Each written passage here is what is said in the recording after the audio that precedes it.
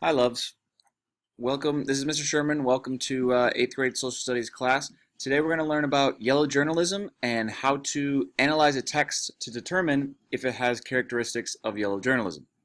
So first off, in order to understand our unit on imperialism and the U.S.'s involvement in wars like the Spanish-American War, we need to understand the causes of the war. And one of these causes was yellow journalism. Okay, so what is yellow journalism? Yellow journalism is a style of writing that is very sensational and has words that draw emotion from the reader. It was first penned by two guys named William Randolph Hearst and Joseph Pulitzer. Here is Hearst, here is Pulitzer. The reason it was called yellow journalism, because the first newspaper that came out that had yellow journalism in it had this cartoon here that was yellow. So the name became yellow journalism. Okay, so why should we care about yellow journalism? Well, yellow journalism was one of the main reasons why the United States would go to war with Spain in the Spanish-American War. So what happened was there was the boat called the Maine off the coast of Havana, Cuba, and it was blown up. It was exploded. Nobody to this day really knows what happened, but in the newspapers, the yellow journalists made it seem like it was the fault of Spain, which eventually led to a lot of Americans being angry and wanting to go to war with Spain. So what makes a text full of yellow journalism? Well, there's four traits that we're going to focus on today. The first are headlines that scream excitement, that grab the reader's attention. Okay, so we're going to look at an example here from an article about Beyonce that I know all of you love. Custody battle, divorce, and all that jazz. So here's the headline that's trying to make people excited about something bad that might happen. Okay, that's the first one. I highlighted that in red for you. 2, sensational or emotional words. Again, that grab the reader's attention, that draw emotion from the reader. So let's take a look here. Rumors, swirl, divorce, innuendos. These type of words are trigger words for people.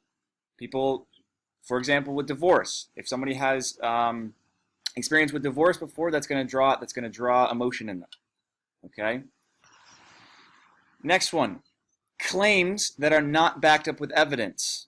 So what that means is somebody's saying something, an opinion or a claim, something that happened, with no evidence to back it up. Let's take a look. Reports also say Jay-Z is suspicious of Beyonce's close relationship with a member of her security team named Julius DeBoer. Okay, there's no proof behind that. He is suspicious. We don't know if he is, we don't know if he's not. There's no proof behind it. It's just a claim. Okay? And the last trait, pictures that suggest problems and describe what happened. So in this one, the picture's not the best, but Beyonce there may be looking a little promiscuous. In terms of yellow journalism with the Maine, with the Spanish-American War, this picture here showing the explosion of the Maine and American sailors flying through the air, trying to make people angry at Spain for the cause of so many lives. But again, we don't know still what happened. But the newspaper, the style of writing, the pictures, everything made Americans angry and want to go to war with Spain. Just to recap, what are the traits that we're looking for in yellow journalism that you're going to be looking for when you try in a little bit? Headlines that scream excitement, grab the reader's attention, sensational or emotional words, claims that do not have evidence. This goes against everything that we've done in social studies. Anytime you make a claim, you need to back it up with evidence, but yellow journalism does not have the evidence. And pictures that suggest a problem and describe what happened. Those are the 4 traits that we're going to focus on today on yellow journalism.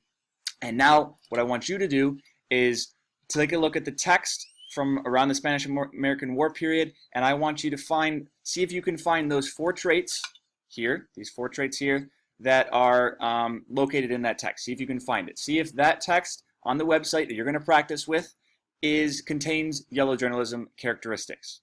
And then tomorrow we are going to practice in class with another article, and then together as a class, I'll help you to start, but you're going to write your own piece of yellow journalism using these 4 characteristics as well. Okay, thank you. I will see you in class.